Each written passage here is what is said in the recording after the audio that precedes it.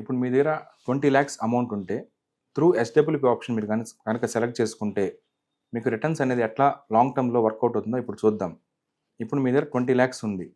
Annual rate 6% withdrawal లెక్కన మీరు monthly 10,000 regular income అనేది తీసుకుంటూ ఉంటారు. అలా మంత్లీ 10,000 రెగ్యులర్ ఇన్కమ్ తీసుకుంటూ ఒక 7 yearsకి 8.4 lakhs అనేది డ్రా చేస్తుంటారు. డ్రా చేసిన తర్వాత కూడా పోర్ట్ఫోలియో బ్యాలెన్స్ అనేది మనకు 32.9 lakhs అనేది ఉంటుంది. ఈ 20 lakhs అనేది 32.9 lakhs అయి ఉంటుంది 7th yearకి. అలానే మీరు కనుక మంత్లీ 10,000 ఇన్కమ్ 10 years లెక్కన కనుక డ్రా చేస్తే మీరు డ్రా చేసిన అమౌంట్ అనేది 12 lakhs డ్రా చేస్తుంటారు. సో మీ ఎస్డబ్ల్యూపీ పోర్ట్ఫోలియో వాల్యూ అనేది 10th year 42.7 lakhs అయి ఉంటుంది.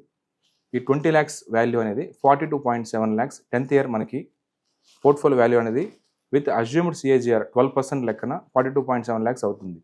మీరు అదే 10,000 కనుక రెగ్యులర్ ఇన్కమ్ కనుక 20 years కనుక డ్రా చేస్తే దాని వాల్యూ 24 lakhs, మీరు డ్రా చేసిన వాల్యూ అనేది 24 lakhs ఉంటుంది. సో ఎస్డబ్ల్యూపీ వాల్యూ కనుక చూస్తే 1.18 crore అయిపోయి ఉంటుంది. ఈ 20 lakhs వాల్యూ ఆఫ్టర్ 20 years మీరు రెగ్యులర్ ఇన్కమ్ డ్రా చేస్తూ 10,000 లెక్కన డ్రా చేస్తూ కూడా 1.18 crore అయిపోతుంది with average assumed CAGR 12% and assumed withdrawal rate 6%. So ఈ విధంగా మీరు సిస్టమాటిక్ విత్డ్రాయల్ ప్లాన్ యాక్టివేట్ చేసుకోవచ్చు.